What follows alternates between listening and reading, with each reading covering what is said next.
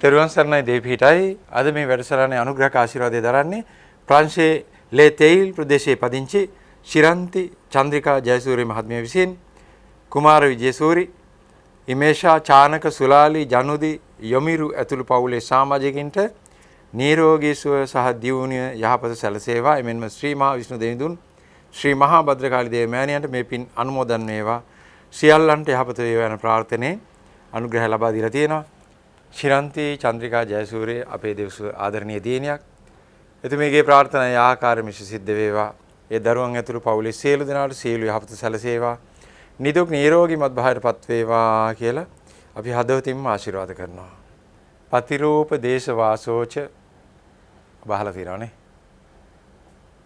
පුබ්බේච කත පුඤ්ඤතා කියන ගාථාව බෞද්ධය අහලා ඇති.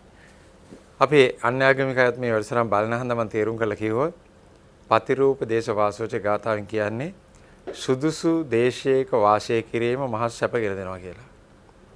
දේශයක වාසය කිරීම. නමුත් මම මෙතන ඔබට කියන්න යන්නේ ඔබ හිතන භෞතික තලයේ දේශය ගැන නෙවෙයි, වෙනත් තලයක් මානයක් ගැන. එහි වාසය කිරීම සැපගෙන දෙනවා. එතකොට අපි ජීවත් වෙන දැනට මේ භෞතික ලෝකයක භෞතික තලයක භෞතික ක්‍රියාකාරකම් කරමින් එතන අපිට දුක පවතිනවා. සුව නෙමේ දුක පවතින්නේ. එහෙමනම් අපි සොයාගත යුතුයි පවතින තැනක්. හොඳ එන්වයරන්මන්ටල් එකක් තියෙන තැනක්. එහෙම නැත්නම් යහපත් තත්ත්වයක් සිටුේෂන් එකක් තියෙන ස්ථානයක් සොයාගත යුතුයි ජීවත් වීම සඳහා. එහෙමනම් අපිට භෞතික ලෝකෙන් ඔබ්බේ තැනක් ජීවත් වීම සඳහා අවශ්‍යයි. එහි අපිට සුවය තිබිය යුතුයි. සැහැල්ලුව, ප්‍රීතිය සියල්ලම තිබිය යුතුයි. එතකොට ඒක අපිට සුදුසු දේශයක් බවටපත් වෙනවා. මම ඔබට පොඩි කතාවක් කියන්න. අපි කුඩා කාලේ අධ්‍යාපනය හදාරනකොට අපේ පන්තියේ ඉංග්‍රීසි උගන්වන්නට මහත්තයෙක්. එතුමා පෙනුමින් ජපන් ජාතිකයෙක් වගේ. නමුත් එතුමා අපේ රටේ කෙනෙක්. හැබැයි එතුමා ඇඳේ ටිකක් අර ලොකුවට තියෙන සුදු අත්කොට ෂර්ට්. ඒක යට කරලා තද කළු පාට කලිසම් ඇඳලා පොලිස් කළා සවතු දෙක දාලා බෙල්ට් එක දාලා කොණ්ඩෙත් ජපන් අය වගේ පැත්තට කොටර කපලා පීරලා බැලු බැලමට ජපන් කෙනෙක් වගේ. ඊළඟට ඒ වකවානුවේ මේ ජපන් ජාතිකය අතර දුම්බීම බහුලව තිබුණා. මෙතුමා පයිප් එක පාවිච්චි කරා. වෙනස තියෙන්නේ එතුමා හැම තිස්සෙම හිටියේ සිතින් ජපානයේ. එතුමාගේ සිහිනේ වෙලා තිබුණේ ජපානයේ. කවදා හරි ජපානට ගිහලා එහෙ පදිංචි වෙනවා කියන සිහිනේ. ඒක එතුමා අපිත් එක්ක කිව්වා. එතකොට අපි ඒ කාලේ අපේ නොදරුකමට නොදන්නාකමට අපි hina වෙනවා සමච්චලයට ගන්නවා අපි සර් නැති වෙලාවට hina වෙනවා. මොකද නිදාගන්නේ ජපානයේ පැත්තට හැරිලා. ඉතින් කොල්ලෝ කියනවා එහෙම. කන්නේ කෝටු දෙකකින්. එහෙම වෙන්නේ නැති වෙන්න ඇති. නමුත් එතුමගේ හැම වචනයකම වගේ කතා කරපු වචනවල ඒ ගතිය තිබුණා. කතා කරපු හැම වාක්‍යයකම වගේ ජපානයේ නම් අඩු නැතුව තිබුණා ඕන කතාවක. මොනවා කිව්වත් එයාගේ කතාව කොහට හරි ජපානයේ දාගන්නවා. ඇඳුම් පැළඳුම් ක්‍රියාව ඒ හැමදේම ජපන් ජාතිකයෙක් වගේ. අපි දැක්ක දේ තමයි එතුමා ජීවත් වුණේ හිතින් නැත්නම් හදවතින් ජපානයේ. භෞතික ලෝකේවත් අපේ රටේ එතුමා අපිට ඉංග්‍රීසි භාෂාව ඉගෙනනවා ගුරුවරයෙක් වගේ සේවය කරා ලංකාවේ.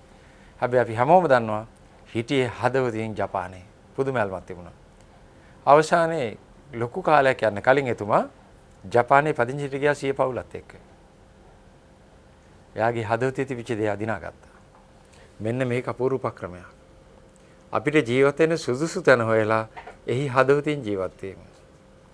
මෙන්න මේක තමයි අද මම ඔබට මතක් කරන්නේ. නමුත් අපි එහෙම නැහැ. අපි අර දුක වේදනාව නුරුසන ගති ඔක්කොම තියාගෙන භෞතික තලයේ දුක් විඳින්මින් භෞතික තලයේම ජීවත් වෙනවා.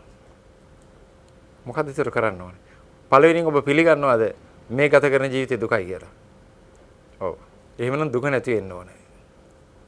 ඊළඟට ඔබ පිළිගන්නව නේද මේ ගත කරන ජීවිතය තරංගකාරී කියලා? ඔබ පිළිගන්න. අතීතයේ දේට පසුතැවෙනවා කියලා පිළිගන්නවද? ඔව් පිළිගන්නවා. අනාගතය ගැන හීනමවනවා කියලා අනාගත බලාපොරොත්තු තියාගෙන ඉන්නවා කියලා පිළිගන්නවද? පිළිගන්නවා. ඔබේ අවශ්‍යතාවයේ තියෙන්නේ සාමකාමීව, ප්‍රේමණීයව, ප්‍රීතිමත්ව ඉන්නයි. පිළිගන්නවද? පිළිගන්නවා. ඒකට ඕන කෙනෙක් කැමතියි. නමුත් මේ භෞතික තලයේ ඒක ටිකක් අමාරුයි කියලා පිළිගන්නවා. ඕක පිළිගන්නවා. උදේ ඉඳන් හැන්ද වෙනකන් තියෙන මානසික පීඩනය පිළිගන්නවා කුමාර මහත්තයෝ. මොහොතකට චූටි දෙයකට සන්තෝෂයටපත් වුණත් ඒක මොහොතකින් නැති වෙනවා. ඒකත් හරි කුමාර මහත්තයෝ. එතකොට අපිට සිතේ සංසුන්කමක් දීර්ඝ වේලාවක් තියාගන්න බෑ. ශනසිල්ලක් තියාගන්න බෑ. අපි මොකද්දෝ දෙයක් කල්පනා කරගෙන උදේට නැගිටින්නේ. මොකද්දෝ නොයිච්ච ව්‍යසනයක් ඇතැමිට නොවන ව්‍යසනයක් හිතේ තියාගෙන මොකද්දෝ භීතියක බීජයක් හිතේ තියාගෙන නැගිටින්නේ. දැනෙන්නේ නැද්ද නිකන් පොඩි මොකද්දෝ තියෙනවා පීඩනය. ඔය කුමාර මහත්තයෝ අපිට හිතා ගන්න බෑ. ඔබ එහෙම කියයි.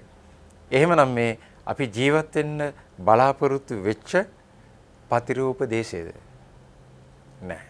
එහෙමනම් එහෙම තැනක් තිබිය යුතුයි. ඒ ගැනයි මම අද ඔබට උගන්වන්නේ. අපිට ක්‍රියාත්මක වෙන්න තියෙනවා භෞතික ලෝකේ. අපි භෞතික ජීවික විදිහට දැන් ඉපදිලා ඉන්නේ. කටයුතු කරන්න වෙලා තියෙනවා. අපේ කුසගින්න නිවා ගන්න අපිට වෙලා තියෙනවා.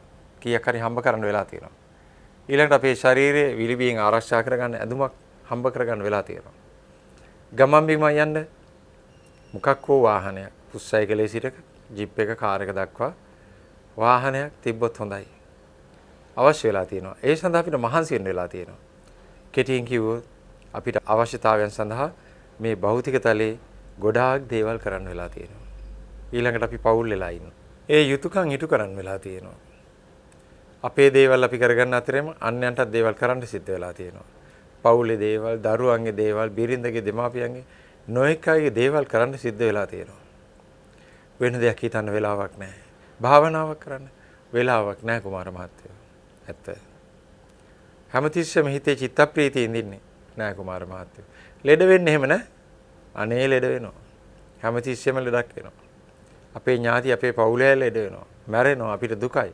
ඒ සියල්ලම තියෙන අපූර්ව දුක් භූමියක් මේක. හරිනේ? හරි. එතකොට කාර්යාලයට ඔබ ගියොත්, වැඩවලට එහෙම ගියොත්, ව්‍යාපාරික ස්ථානයට හරි ගියොත්, එතන තත්ත්වයේ ඔබේ ගෙදර තත්ත්වයේ වෙනස් නේද? එතනදී සිදුවෙන දේවල් ඔබට ගෙදර ආවෙන් පස්සේ අද අපිට මතකත් නැහැ. අපේ කුඩා ළමයි ඉස්කෝලේදී බැන ගන්නවා, රණ්ඩු වෙනවා, ගහ ගන්නවා. ගෙදර ආවෙන් පස්සේ අපූර්වට සෙල්ලම් කරගෙන ඉන්නවා. අර සුළු දේ මතක නැහැ. කාර්යාලයේදී ඔබට මොනවා හෝ පාඩුවක් සිද්ධ වුණොත්, ඔබේ පුටුව කැඩුණොත්, අපි හිතමුකෝ. ඔබට ගෙදර පුටුව කැඩුණා වගේ නෑ නේද? නෑ. වෙනස් තත්ත්වයක් තියෙන්නේ. එතනයි ගෙදරයි වෙනස්. ගෙදර ඔබේ ස්ථිර වාසස්ථානයේ ඔබේ දේවල් ටික තියෙන්නේ. මම ඊට කලිනුත් මේක කිව්වා. කාර්යාලයේදී තියෙන්නේ ඔබ භාවිතා කරන දේ මිසක් ඔබේ දේ නෙවෙයි. භාවිතා කරන දේට ලොකු යල්මක් ඔබට නැහැ. ඔබේ කියලා දාගත්ත තැන තමයි යල්ම තියෙන්නේ. එහෙමනම් මේක දෙපොලක්. භෞතික තලයේ දැන් ජීවත් වෙනකොට ඔබ මං කියන හැම දෙයකම ඔව් ඔව් කුමාර මහත්තයෝ කිව්වේ ඒ භෞතික තලයේ තියෙන දේවල් වලට ඔබට යල්ම තියෙන නිසායි. ඒ නිසායි දුක. ඔබේ කරගත්ත නිසායි දුක. එතකොට ක්‍රියාත්මක වෙන ක්‍රම දෙකක් තියෙනවා. එකක් තමයි මේ ඔබ කීයක් හරි හම්බ කරගන්න ජීවත් වෙන්න අවශ්‍ය දේවල් කරන මේ අපූර්ව භෞතික තලය. ඒකෙන් ඉවත් වෙන්න ඔබට බෑ. ඒ නිසායි භෞතික තලයේ ක්‍රියාත්මක විය යුතුයි. ඒකත් සාමකාමීව ප්‍රීතිමත්ව ප්‍රේමයෙන් ක්‍රියාත්මක කළ යුතුයි. එතකොට අර තියෙන කරදර දුක හුඟක් අඩුයි. එතකොට ඔබ ළඟ ඒ ටික තිබිය යුතුයි. ඒක තියෙන්න නම් තිබෙන නිවසක ඉඳලා බා යුතුයි. වැඩට එනකොට. මම මේ කියන්නේ භෞතික තලයේ භෞතික ගේ ගැන නෙවෙයි. ඔබ භෞතික තලයේ වැඩකට අවතීර්ණනකොට අවතීර්ණ විය යුත්තේ භෞතික තලයේ ඉඳගෙන නෙවෙයි ආධ්‍යාත්මික තලයේ ඉඳගෙන භෞතික තලයට ඇවිල්ලා වැඩ ටික කරන්න. ඔබ ස්ථීර පදිංචියේ තියෙන ඕන තැනක් තියෙනවා. එතන අර ඔබ කියපු තරඟේ නෑ. ඒ නොසන්සුන්කම නෑ.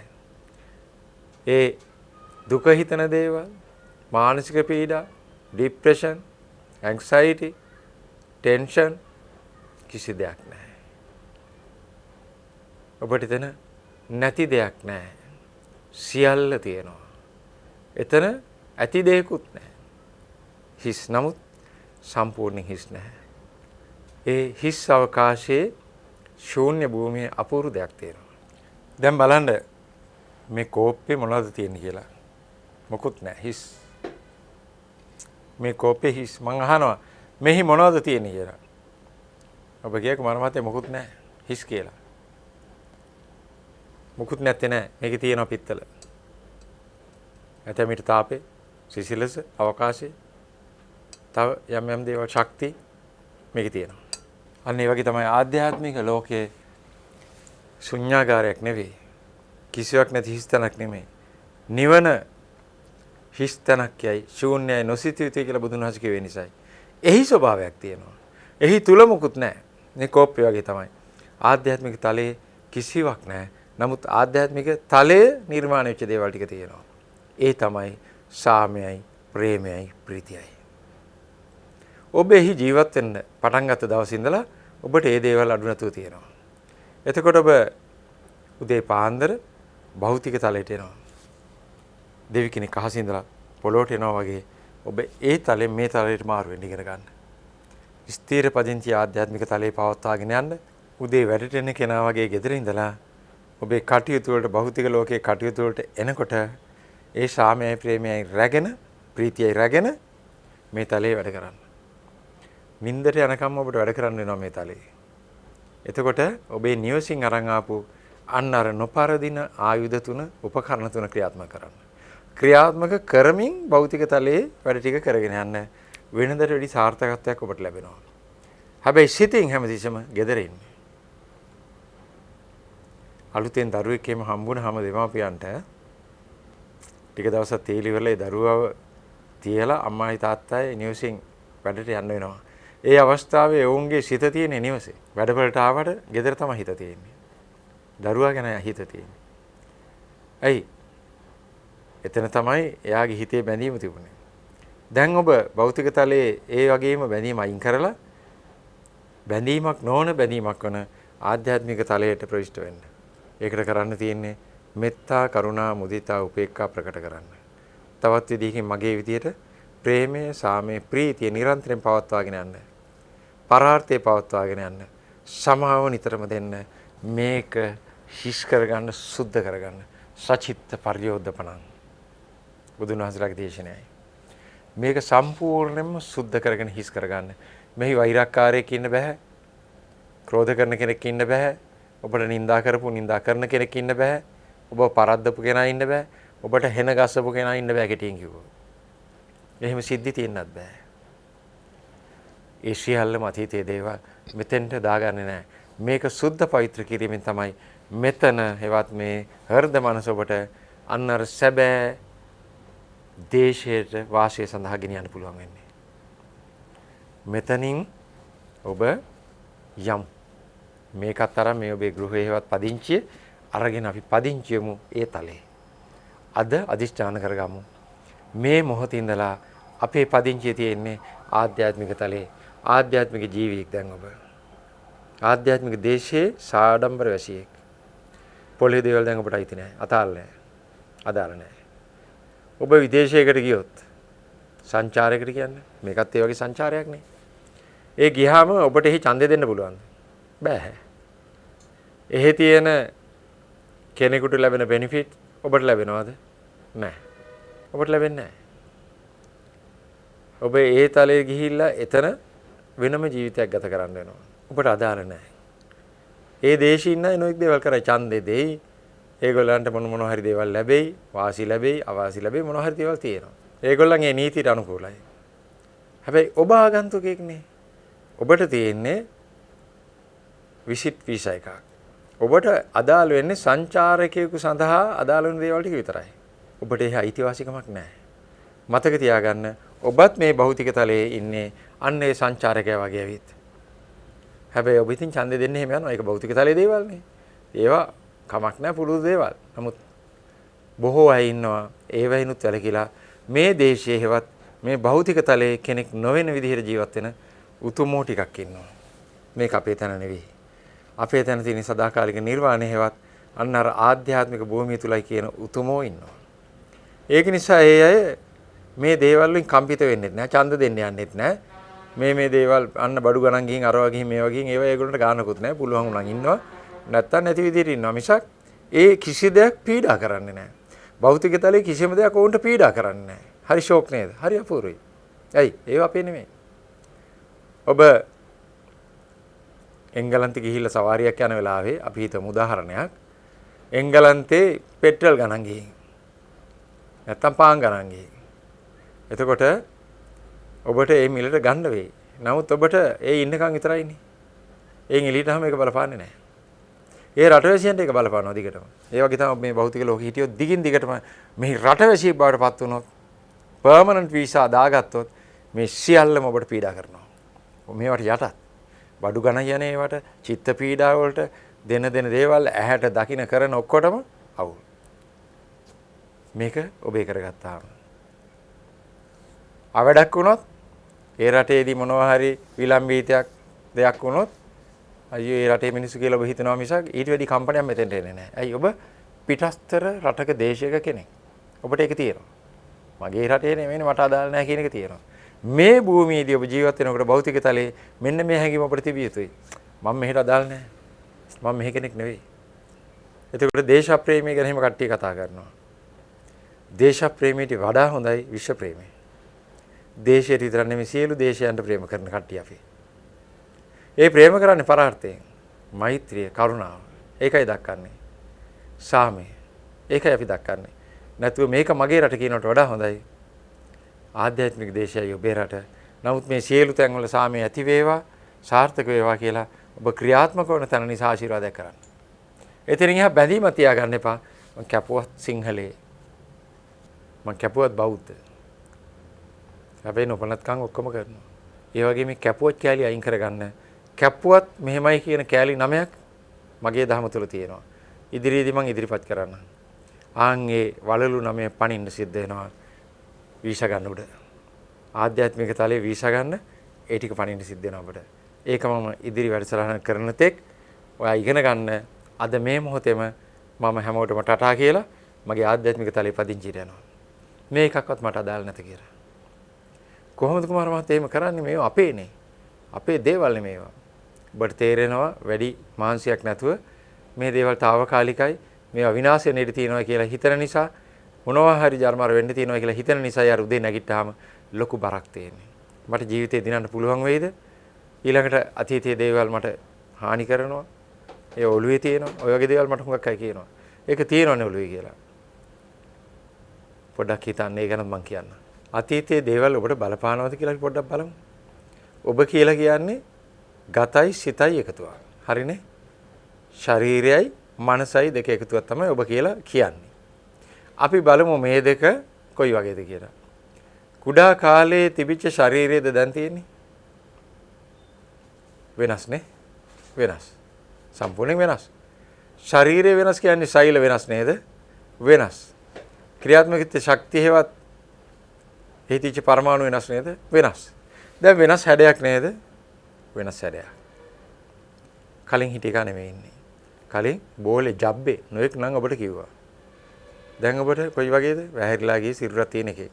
අර පොඩි කාලේ බෝ වට කරගෙන ඔබේ කම්මුල් මිරිකපියෝ. නිකටෙන් අල්ල හොල්ලපු කට්ටිය චූටි බබා චෝයි බබා කියලා කියපු කට්ටිය ජීවිතුන් අතර ඉන්නවනම් දැනුත් ඔබ පාරේ දැක්කාම චෝයි බබා චෝයි. හරි ෂෝ. දැන් අල්ලන්නේ නැහනේ. ඇයි? දැන් ඉන්නේ එයා නෙවෙයි වෙනත් එක්කෙනෙක්. හැම ශෛලයක්ම වෙනස් වෙනවා නම් හැම පරමාණුවක්ම වෙනස් වෙනවා නම් සියල්ල වෙනස් වෙන සුළුයි. වෙනස් වෙනවා නම් එදා ඔබ අතින් යම් වැරද්දක් වෙලා තියෙන්න පුළුවන්. පසුතැවීමක් වෙන දෙයක් වෙලා තියෙන්න පුළුවන්. ඔබට යමක් වෙලා තියෙන්න පුළුවන්. එතකොට ඒ ශරීරයේද දැන් තියෙන්නේ කියලා මම ඔබෙන් අහනවා. නැහැ. එහෙනම් ශරීරයෙන් ඔබ එදා හිටපු කෙනා නෙවෙයි ඉන්නේ සහ මුලින්ම වෙනස් කෙනෙක්. එහෙනම් ශරීරේ දැන් ඒ අතීත සිද්ධියට සම්බන්ධ කරා නැහැ. එයා මැරිලා ගිහින් ඉවරයි. මේ ඉන්නේ අලුත් කෙනෙක් ශාරීරිකව. තව භාගයක් තියෙනවනේ සිත, මනස. මේ දෙක එකතුනේ ඔබ කියලා කිව්වේ. මනසත් බලමුකෝ කලින් හිටිය එක දෙන්නේ කියලා. චූටි කාලේ ඔබ සෙල්ලම් බඩ වලට හරි ආසයි. බෝනික් එක කියන්නේ ඔබට මහා නිදානයක්, සම්පතක්. දැනුත් ගෙනත් දෙන්නේ බෝනික් එක. පොඩි ෆයින් කරලා දාන කාර් එකක් ගෙනත් දෙන්නද? කැමති නෑ. දැන් කැමති වෙන දේවල් වලට. එහෙනම් සිත වෙනස් වෙලා තියෙනවා නේ. වෙනස්. මනස වෙනස් වෙලාද නැද්ද? වෙනස් වෙලා. පොඩි කාලේ මනස ඇතැම් විට ඒක හොඳයි. දිගට ඇලීම් තියාගන්න නැහැ. සෙල්ලම් බඩු කඩලා විසි කරලා දානවා. ඇලීමක් නැහැ. ඊළඟට අත්‍යවශ්‍යම දේවල් වලින් සෑහීමකටපත් වෙනවා. කිරි දුන්නාම හොඳට ඕම ඇති. අම්මා ඇවිල්ලා. පසු කාලීන බෝතලයකට දාලා සුප්පක් ගහලා දුන්නාම ඇති. ඊටත් පස්සේ වීදුරුවකට දාලා දුන්නාම වෙන දේවල් ඕනේ නැහැ. ඊට පස්සේ තමයි ටිකෙන් ටික වෙනස් වෙලා යන්නේ. එහෙනම් පොඩි කාලේ තිබිච්ච සිත නෙවෙයි දැන් ඔබ ළඟ තියෙන්නේ. ඒ මනස නෙවෙයි දැන් ඔබ ළඟ තියෙන්නේ. එහෙනම් ශරීරයත් වෙන කෙනෙක්, මනසත් වෙනස් කෙනෙක්. දැන් ඉන්නේ ඥානවති ඥානපාල අරය නෙවෙයි.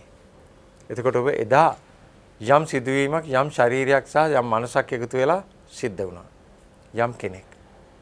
එයාගේ නමත් ඥානපාල. දැන් ඉන්නේ ඥානපාල නෙවෙයි වෙනත් කෙනෙක්. මගේ මිත්‍රයෙක් අපූර්ව කතාවක් කිව්වා. මම දන්නවා එයා තරුණියකට ප්‍රේම කරා. එතකොට මේ තරුණිය මෙයාට කැමති වුණේ නැහැ. මෙයාගේ හැඩේට රූපෙට වෙන්න පුළුවන්.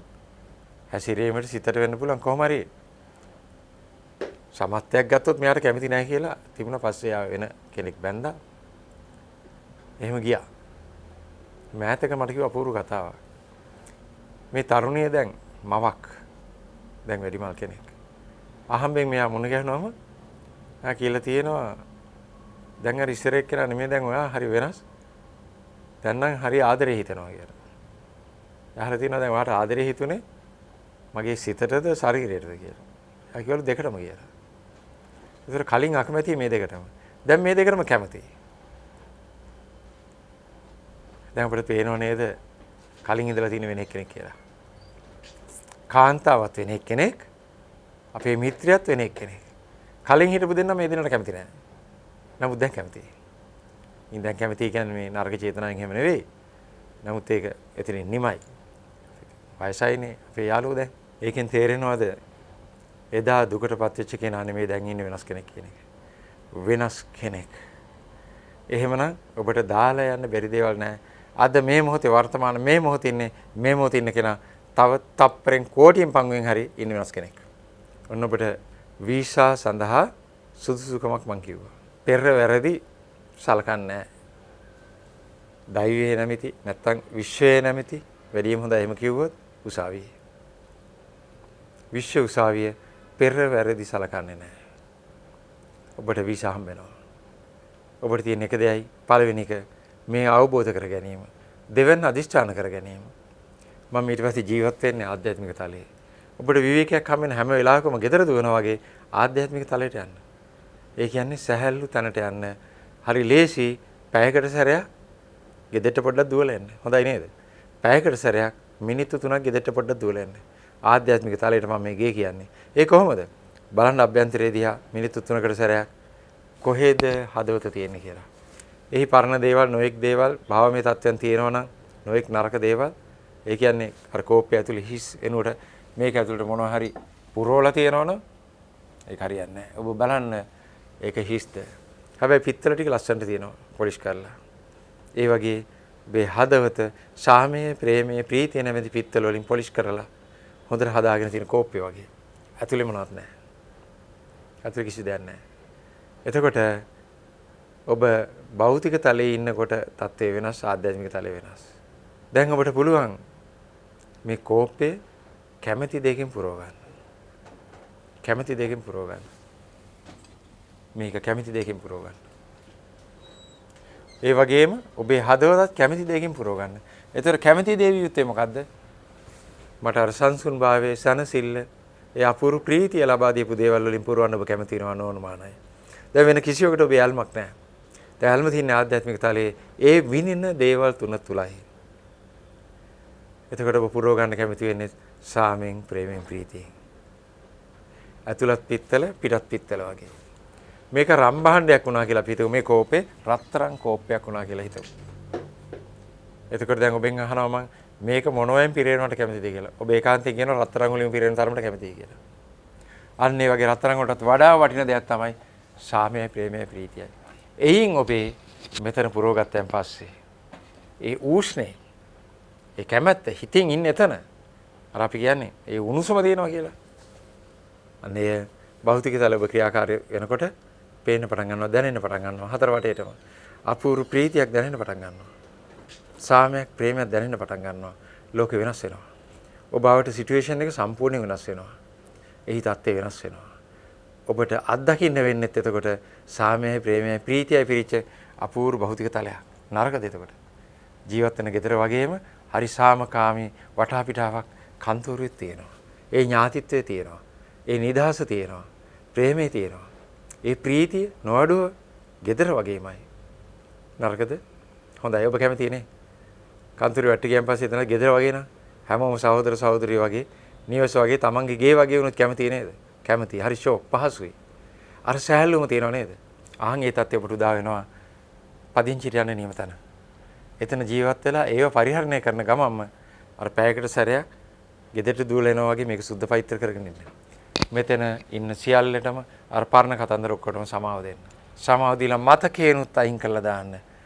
අර ආකාශික රෙකෝඩ්ස් වල මේක සම්බන්ධව ක්‍රියාත්මක කරන මතකේ නැමැති තැනින් ඒ ෆයිල් එක අයින් කරලාම දාන්න. මොකද ඒක කරේ වෙන එක්කෙනෙක්. මේ ඥානපාලයවත් ඥානවතිවත් නෙමෙයි. වෙන කෙනෙක් දැන් ඉන්න වෙන කෙනෙක්. ඒක නිසා අපට අදාළ නැහැ. මක්කලා දාන්න.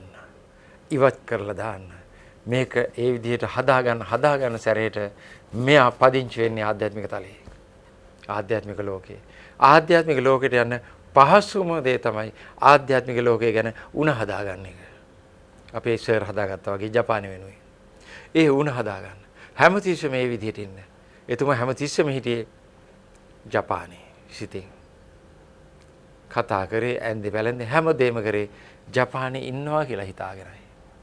ඔබටත් පුළුවන් ආධ්‍යාත්මික තලයේ ඉන්නවා කියලාම හිතාගන්න.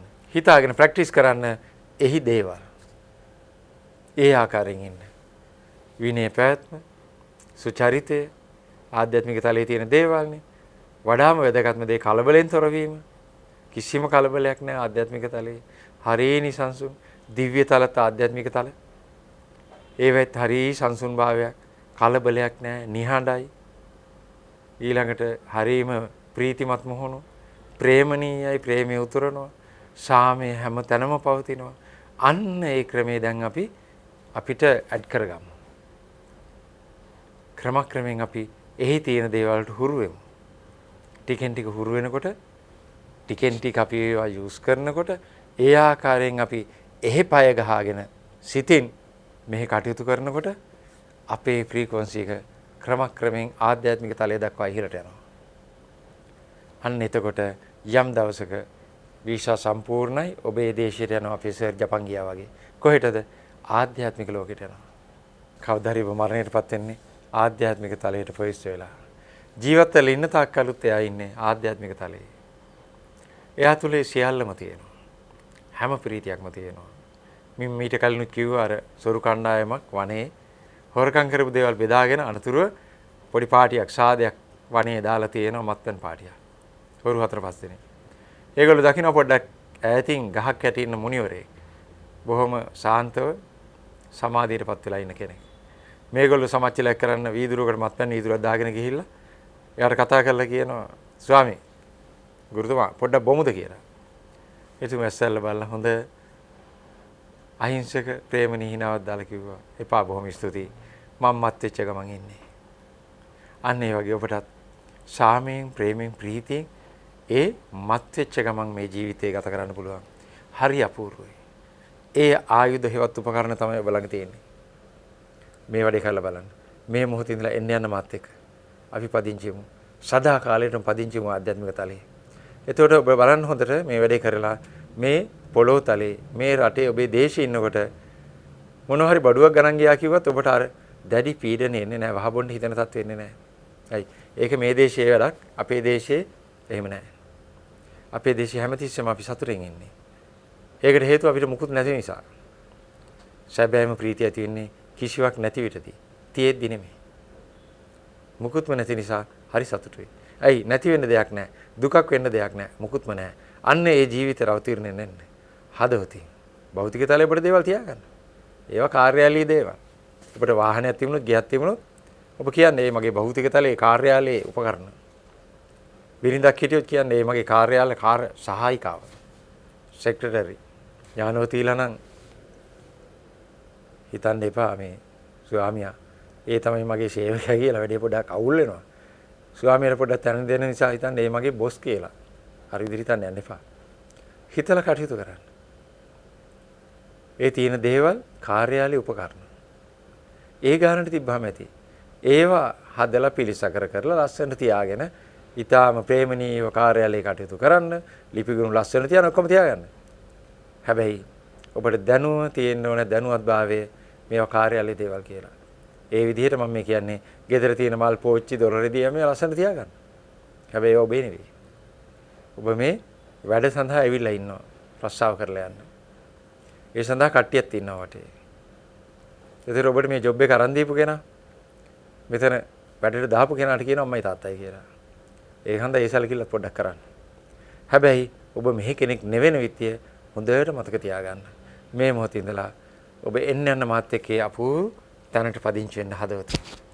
මේ දෙක වෙන් කරගන්න ඔබ දිනනවා පුදුමාකාර ප්‍රීතියකටපත් වෙනවා. එතකොට අන්න බෝම්බ ගැහුවා මෙන්න බෝම්බ ගැහුවා අන්න අරුව මරලා මෙන්න මරලා අන්න බඩු ගණන් ගිහින් අන්න පොලි වැඩි කරලා නොඑක් දේවල් ඔබට අහන්න ලැබුණාට ඔබට මෙතන පීඩාවක් දකින්නේ නැහැ. පීඩාවකටපත් වෙන්නේ නැහැ ඔබ. ඒක කන්තෝරුවට ආපු නියෝගයක් වගේ. එතකොට ඒක ඔබ බලන්නේ මෙතනින් මොලෙන් විතරයි. බලලා උඩු හිතෙන් අල්ලා ඒකට ක්‍රියාත්මක වීමක් කරනවා. ඔබ දානවා නෝට් එකක් පෙට්‍රල් ගණන් ගිහලා තියෙන නිසා ගමන් අඩු කළ යුතුයි සියල්ලන්ගේ දැනගැනීම පිණිසයි නෝට් එකක් ගහලා දාන්න. මොකටද ඔබේ ගෙදර ගියන් පස්සේ ඔබට වාහන අවශ්‍ය වෙන්නේ නැහැ. මේ දාන්නේ භෞතික තලයේ ඔබ ජීවත් වෙන කාර්යාලයේවත් නිවසේවත් ඒ ජීවිතේටයි දාන්නේ. ඒ ජීවිතේට දාන්නේ. ඊළඟට ඔබ නියම කරනවා අල්පේච්ඡ ජීවිතයක් පටන් ගන්න බඩු ගණන් ගිහලා තියෙන ගොඩක්. ඒක නිසා පොඩ්ඩක් සරලව ඉන්න සියලු දෙනාටම කාර්යාලයේ දැනීමයි කියලා දාන්න ඔබටත් එක්කයි ඒක. ඒතර භෞතික තලයේ ආවම ඔබට ඒ තරම් ලොකුවට ඒක දැනෙන්නේ නැහැ. ඒ දවස ගත කරන්න අවශ්‍ය දේවල් ටික විතරනේ ඔබට ඕනේ. ඔබ කන්තරෝට ගියත් එහෙමනේ. කන්න නොතිබ්බොත් කියනවා ගෙදර ගිහින් කනවා ඔන්නේ අද බැරි වුණා කෑම එක මිස් වුණා කියලා. ප්‍රශ්නයක් නැහැනේ. ඇඬුවේ වැළපුණේ නැහැ. අන්න ඒ වගේ තත්ත්වයක් ඇති කරගන්න පුළුවන්. මෙතන තියෙන සියල්ලම ඉවත් වුණාම. මෙතන තිබිච්ච අතීත කතන්දර, ඒ තිබිච්ච දේවල් නොඑක් ප්‍රශ්න ඔක්කොම කාර්යාලීය දේවල්. මේ භෞතික තලයේ දාගත්ත ඒවා. නමුත් ඔබ එතෙන්ට යනකොට මේවා අදාළ නැහැ. ඔෆිස් එකේ තියෙන නඩු හබ ඔබ ගෙදරට ගෙනියන්නේ නැහැ වගේ. ඒවා මෙතනින් ඉවර කරලා ඔබ නිවසට යන හැම වෙලාවකම පැයකට සැරයක් මිනිත්තු 3ක් පොඩ්ඩක් කොට දාලා එන්න ගෙදරට. හැබැයි නිරන්තරයෙන් ජීවත් වෙන්න පටන් ගන්න හදවතින් ආධ්‍යාත්මික තලයේ. සාමය, ප්‍රේමය, ප්‍රීතිය විතරක්ම මෙතන තියාගන්න. වෙන කිසි දෙයකට එන්න දෙන්න එපා. තියෙන ඒවාට සාමය දීලිවත් කරන්න. සාමය දෙන්නේ යහපත ප්‍රාර්ථනා කිරීමෙන්. හතුරෙක් වෙන්න පුළුවන්, නුරුසන සිද්ධියක් මොනවා හරි දෙයක් වෙන්න පුළුවන්. ඒක ඉවත් ඒවා ඒකේ කාලය ගත කරලා ඉවරයි. මම නෙමේ දේ කරේ. මම වෙනත් කෙනෙක් මගේ අතින් කිසිවක් සිද්ධ වෙලා නැත කියලා ඉවර කරන්න. හොඳම දේ සමාව දෙන්න හිතෙන්. නැත්තම් කටින් උනත් කමක් නැහැ. තද බල විදියට කෙනෙක් බැඳිලා ඉන්නවා නම් ඔබේ හදවතේ ඔබට ඉවත් කරන්න ඕන නම් ක්‍රෝධකාරී කවුරු හරි සමාව දෙලා ඉවත් කරන්න. හදවතේ බැඳිච්ච තව කවුරු හරි ඉන්නවා නම් එයාට මූණට කියන්න බැරි නම් මම ඔයාව අයින් කරනවා කියලා. හදවතින් සමාව දීලා ඉන්න කාර්යාලයේදී පොඩ්ඩක් හොඳින් කටයුතු කරන්න. සාමයෙන් ප්‍රේමයෙන් ප්‍රීතිය ඉන්න. මෙතෙන්ට දාගන්න. කාර්යාලයේ නිවසයි. හරි? අන්න ඒ ගෙදෙට්ට පදිංචියට එන්න. ආධ්‍යාත්මික නිවසට එන්න පදිංචියට. මම ඔබට ආරාධනා කරන්නේ එතෙන්ටයි. මේක අත්හදා බලන්න. ප්‍රැක්ටිස් කරන්න මම ඊටාම ආදරෙන් මතක් කරන හේතුව මේ වැඩේ ප්‍රැක්ටිස් කරලා ඒ ජයග්‍රහණය ලැබලා හැම තක්පරයක්ම සතුටින් ඉන්න සෑහෙන පිරිසක් මගෙත් එක්ක ඉන්නවා. තව දේවල් ඉගෙන ගන්නයි. ඔබ අවසානයේ හිතන විමුක්තිය මිදීම තියෙන්නේ මං කියලා දීමු මහගේ තුලයි. මෙයයි විශ්වයට විසිරෙන්නේ. විශ්වයට විසිරෙන්න නම් භෞතික තලයෙන් එයා ඉවත් වෙලා සිටිය යුතුයි. නැත්තම් මෙහි ඇලෙනවා. මෙයාව පොඩ්ඩක් පැත්තකට කරලා තියාගන්න. ඒ සඳහා සුදුසුම ස්ථානය ආධ්‍යාත්මික ලෝකයයි. එහි තියාගෙන ඉන්න. මොකද එයා එහි උරුමක් කාර්ය බාටපත් වෙනවා. ඒ නිවනයි. භුක්තියට සවි වෙනවා. ඒ தත්ත්වය ඇති කරගන්න.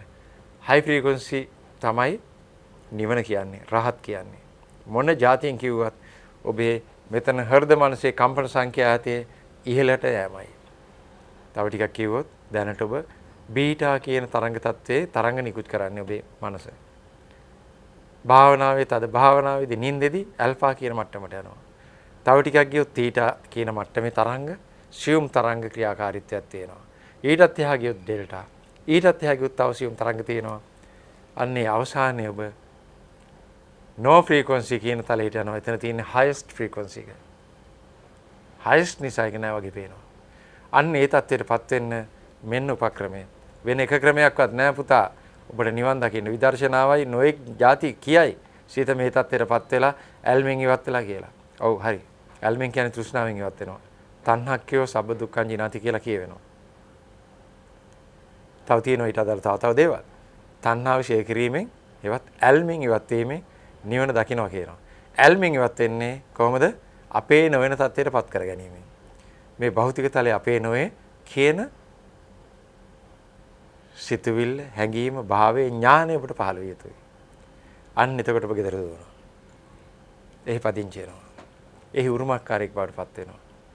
ඒ තමයි නිර්වාණයටවත් ඔබේ විමුක්තියට පත්වීම. මේ මොහොතේ ඉඳලා යන්නේ නේද? මරුණන් පස්සේ යන නිවනක් නැහැ හොඳේ. එහෙම කොහෙද? එහෙම නැහැ. ඊළඟ වයසට ගියන් පස්සේ භාවනා කරනවා මම පන්සලේ පදිංචි වෙනවා. එහෙම දෙයක් නැහැ. ඔබේ කම්පන සංඛ්‍යාව ඉහළට යා යුතුයි. මේ භූමියෙන් ඉවත් වෙලා, මෙතනින් ඉවත් වෙන්න. ඉවත් වෙලා ගැළපෙන සුදුසු තැන වාසයට යන්න. පතිරූප දේශ වාසෝච පුබ්බේච කත පුඤ්ඤතා ගාතාවෙන් කියන්නේ ඒකයි. සුදුසු දේශේ වාසය කරන්න දැම්ම මෙයා. තෙරුවන් සරණයි දෙවියන්යි.